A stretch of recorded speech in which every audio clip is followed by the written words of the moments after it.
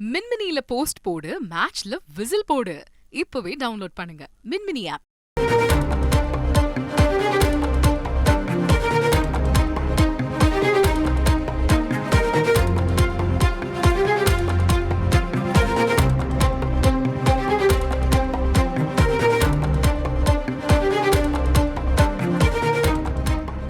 தேர்தல் ஆவணங்களில் அதிமுக சார்பில் அதிமுக பொதுச் செயலாளர் எடப்பாடி பழனிசாமிக்கு பதிலாக அவைத்தலைவர் டாக்டர் தமிழ்மகன் உசேன் கையொப்பமிட உத்தரவு பிறப்பிக்க கோரி டெல்லி உயர்நீதிமன்றத்தில் மனு தாக்கல் செய்யப்பட்டிருக்கிறது.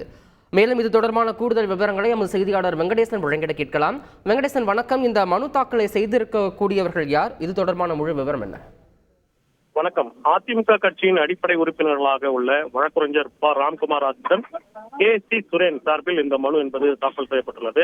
தமிழ்நாட்டிற்கு அந்த பொதுத் தேர்தல் என்பது ஏப்ரல் 19ஆம் தேதி நடைபெற உள்ளது. அதில் திருத்தம் செய்யப்பட்ட கட்சி விதிகளின்படி பொதுச் செயலாளர் என்ற முறையில் எடப்பாடி கே. பழனிசாமி தான் தேர்தல் படிவங்களில் கையொப்பம் விடும் நிலை உள்ளது.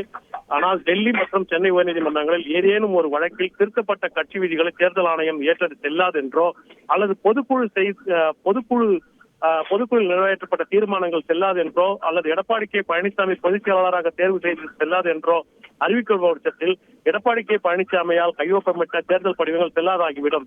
எனவே நாடாளுமன்ற பொதுத் தேர்தலில் வெற்றி பெறும் உறுப்பினர்களுக்கு சட்ட சிக்கல்கள் ஏற்படும், வெற்றியும் ரத்து செய்யப்படும் நிலை உருவாகும். எனவே அதிமுக கட்சியின் சார்பில் போட்டியிடும் வேட்பாளர்களின் நலன் கருதி அவர்களுக்கு எவ்வித சட்ட சிக்கலும் ஏற்படாமல் இருக்க ஏற்கனவே ஈரோடு கிழக்கு தொகுதி இடைத்தேர்தல் கட்சியின் அவைத்தலைவர் டாக்டர் தமிழ்மகன் உசேன் அவர்களுக்கு உரிய அதிகாரம் அளித்தது போல இந்த மக்களவைத் தேர்தலிலும் அந்த ஏபி படிவங்களில் கையெழுத்திட டாக்டர் தமிழ்மகன் உசேனுக்கு அதிகாரம் அளிக்க வேண்டும் என தெரிவித்து இந்த மனு தாக்கல் செய்யப்பட்டுள்ளது. இந்த மனு நாளை விசாரணைக்கு வரும் என எதிர்பார்க்கப்படுகிறது. தகவல்களுக்கு நன்றி வெங்கடேசன். மின்மினியில போஸ்ட் போடு, மேட்ச்ல விசில் போடு. இப்பவே டவுன்லோட் பண்ணுங்க மின்மினி ஆப்.